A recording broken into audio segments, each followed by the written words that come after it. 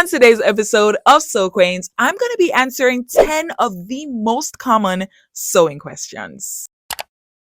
I did a live sewing Q&A a couple of weeks ago, and these are 10 of the most common questions that I was asked. What sewing machine is recommended for those new to sewing? It all depends on the amount of money that you're willing to spend. So if you have anywhere between $190 to $250, then you can get any of these 3 Singer sewing machines. They are heavy duty, so that means when you are done working on your beginner projects and you're ready to work on more intermediate or advanced projects, this machine will still be perfect for you. But if you want something much more lightweight and much more affordable, between $103 and $130, then you could get any of the 3 following brother sewing machines.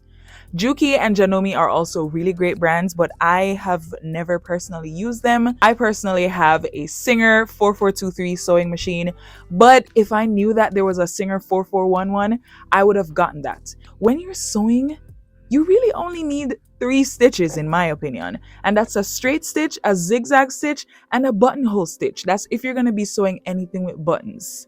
Why is my sewing machine punching holes, but not stitching? Number 1, you're using a blunt needle.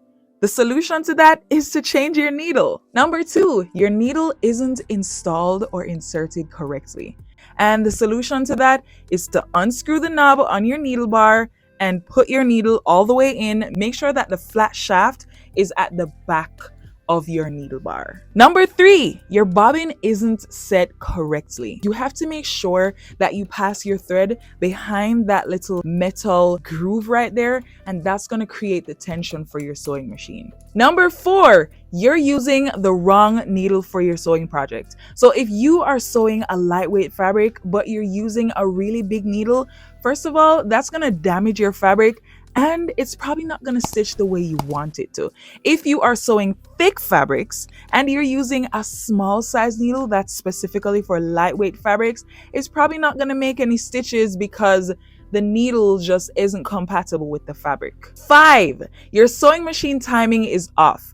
Let's say that your needle jams on the metal plate right there. What that can do is offset the timing of your sewing machine. And if this is the case for you, then it's time to get your sewing machine serviced. And the 6th reason why your sewing machine may not be stitching is because your bobbin winder is engaged. Whenever it's clicked towards the right, it's set to fill your bobbin. So it doesn't matter how much you want to press your presser foot or your foot pedal, it's just not going to sew. Because as far as your sewing machine is concerned, hey, we're filling a bobbin.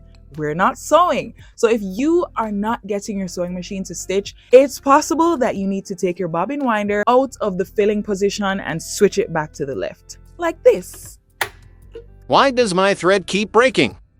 It could be because your tension is too high and you need to turn it down. It could be because your needle has a sharp edge on it, or maybe it's not your needle, maybe it's something else on your sewing machine. Maybe when your thread is passing through, it's coming close to like something that's cutting it. So you want to just make sure that there's nothing on your sewing machine that is too sharp cutting your thread before it gets to stitch your fabric. Number 3, your thread may be stuck somewhere or encountering an obstacle.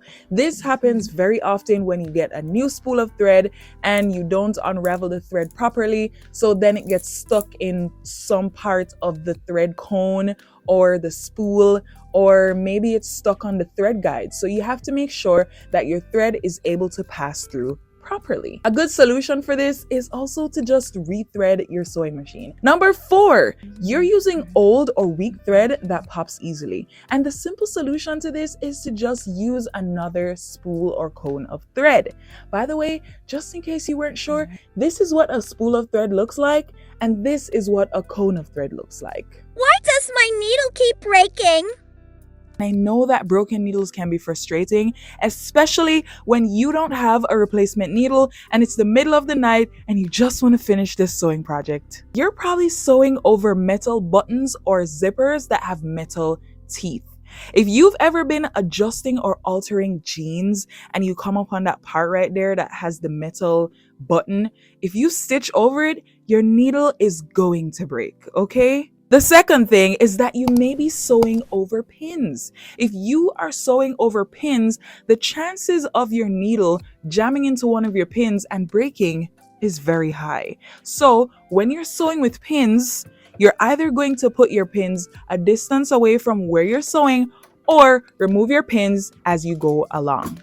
The third thing is that your needle may be too small for your fabric. So if you are sewing faux leather or denim or canvas with a small needle that's meant to sew knit fabrics or spandex, don't be surprised if your needle breaks. You need to make sure that you are using the proper needle size for your fabric. The fourth reason why your needle may be breaking is because your needle is hitting the presser foot or your throat plate. You want to make sure that if you are using a presser foot that has a piece in the middle, you want to make sure that your needle is not set in the middle, but instead to the left or the right where there's a space that it can actually come down. The fifth reason is that your needle may not be installed properly or screwed tight enough. The sixth reason is that your needle may be bent. If your needle is bent, possibly from some other impact that happened at some other time that you were sewing, then it's gonna become weaker. And if it's weaker and it's already on its way to breaking, you can't be surprised when it just gives in. That will pretty much be like the last straw in the camel's back. You have to make sure that your needles are up to date. So if you are sewing with a really old needle, check to make sure that it's not bent, that it's not blunt, and that it doesn't have any nicks or sharp edges on it. The seventh reason why your needle may be breaking is because you are pulling on your fabric while you sew. You can pull on your fabric while you sew in some cases, but you don't want to pull too much. If you are pulling too hard, you're going to be putting tension on the needle. So make sure that you're not pulling on your fabric too much. The feed dog is there to feed your fabric for you, so all you have to do is to just guide it through gently. If you're sewing stretchy fabrics, then you will most likely have to put a little bit of a tug on your fabric, but another solution is to do a zigzag stitch or to use elastic thread. And the eighth reason why your needle may be breaking is because your tension is too high. And when I say too high, I mean like way too high, like 9. There's no reason why you really need to be stitching with that much tension unless you're gathering your fabric or you're stitching with something that's really thick. And even then, you probably won't need a tension higher than 5. Shout out to the following patrons for being a part of my exclusive sewing community. If you want your name to pop up on the screen just like this, join my Patreon and you will get lots of other exclusive benefits. How do I know if I'm using the right size needle? In the sewing world, there are lots of different types of needles, but I'm going to talk to you about just 5 of them. And chances are you're only going to be using the first 3. The first one is the universal needle, and this is for the purpose of sewing woven fabrics such as chiffon, denim, flannel, crepe, muslin, taffeta, velvet, organza, and cotton. The second type is ballpoint needles. These are blunt, so they're perfect for sewing knit fabrics such as lycra, fleece, and crepe. Using a regular needle with knit fabric will result in skipped stitches. The third type is denim needles or jeans needles. These are perfect for stitching thicker fabrics like denim, canvas, linen, and faux leather. The fourth type is a stretch needle. These are a type of ballpoint needles that are perfect for sewing spandex, lycra, and polyester. And the fifth type is a leather needle. These are perfect for shoemaking, bag making, and belt making. It's not enough to know just the type of needle that you should be using. You also want to make sure that you're using the right size. Usually when you look at a needle or a needle pack, you will see a number like this. The 70-10 needle is for super lightweight fabrics such as cotton voile, organza, chiffon, lace, and mesh. 80-12 needles are for lightweight fabrics such as silk, polyester, rayon, spandex, and lycra. 90/14 needles are for medium weight fabrics such as calico, linen, muslin, and velvet. And then the 160 needles are for thicker fabrics such as denim, leather, faux leather, canvas, and cotton twill. How do I change the needle in my sewing machine? You're going to use this tool to unscrew the knob that's on your needle bar.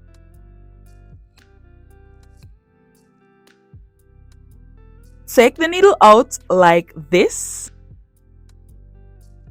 and put the new needle in with the flat part facing the back of the sewing machine. You want to make sure that you put the needle all the way up in the space. If your needle is not all the way up, you're gonna have issues when it's time to sew. The final thing you want to do is to screw your knob very tightly. Like, you want to screw this as tightly as possible because you don't want your needle to come loose while you're sewing, because that will cause it to break, like we discussed earlier. What could be causing my stitches to skip? Number 1, you're probably using the wrong type and size needle for your fabric. This is often the case when sewing knit fabrics. If you aren't using a ballpoint needle, you're gonna have some skip stitches, honey. Number 2, your machine is full of lint and needs to be cleaned. Sometimes when this happens, it's because you haven't cleaned your sewing machine for a very long time. And what this will do is obstruct your needle and your bobbin from moving the way that it's supposed to be. If there's a lot of dust and lint going on under there, the top thread won't be able to be picked up by the bottom thread effectively. So make sure that you keep your sewing machine clean. I don't know about other sewing machines, but I know for sure that the Singer sewing machine comes with this little brush right here that you can use to actually clean out the inside of your sewing machine. So give this a try if your sewing machine is too dirty. The third reason is that you may be sewing with an old or damaged needle. If this is the case, your needle just won't engage with the fabric the way that it's supposed to be. So the solution to this is to simply just change your needle. The fourth reason why your stitches may be skipped is because your needle isn't installed properly. And the solution to this is to make sure that the flat part of your needle is at the back of the sewing machine. The fifth reason why your machine may be skipping stitches, your sewing machine timing is off, and it's time to get it serviced. How do I know if my tension is too high or low? When the bobbin thread gets pulled to the top, your top tension is too high. You have to turn your tension down. If your top thread, however, is being pulled to the bottom, then that means your bobbin tension is too high. And this could mean that 1, your bobbin is too full, 2, your bobbin is wounded too tightly, or 3, that you need to adjust the screw on your bobbin case. For the most part, with a domestic sewing machine, the tension doesn't tend to go very far off when it comes to the bobbin. As long as you have wounded your bobbin properly, and as long as you have installed your bobbin properly, make sure that the thread comes behind that little metal groove right there, everything should be fine with the bobbin thread. So if you're having tension problems, it's most likely due to your top thread if you have a domestic sewing machine. How do I adjust the tension on my sewing machine? The tension dial goes from 0 to 9. The higher the number goes, the higher your tension is, okay? So 9 is the highest tension, 0 is the lowest tension. The ideal tension really depends on the type of fabric that you're sewing. Lightweight fabrics such as cotton voile, rayon challis, and chiffon require a lower tension such as 2 or 3. This tension can also be used for stretchy fabrics like spandex and lycra. On the other hand, heavier fabrics such as leatherette, denim, canvas, and linen require a higher tension such as 4 or 5. To change the tension on your sewing machine, move the stitch dial to the direction that you want it to go. So if you want your number to become smaller, move your tension dial towards the left. And if you want your number to become bigger, move the tension dial towards the right. Whenever you change your tension, you want to test on a scrap piece of fabric that matches the fabric you're about to start sewing with before you actually start sewing your sewing project, because you don't want to make a mistake that's going to ruin the entire thing. How do I do a reverse stitch on my sewing machine? While you're sewing, press the reverse button on your sewing machine 2 to 3 times in order to secure the seam. This is usually done at the beginning and at the end of a seam. Give this video a thumbs up if it was helpful and subscribe to Sew Quaint for other beginner sewing tips. If you like this video, you might also like this one where I show you how to use the Singer heavy duty sewing machine.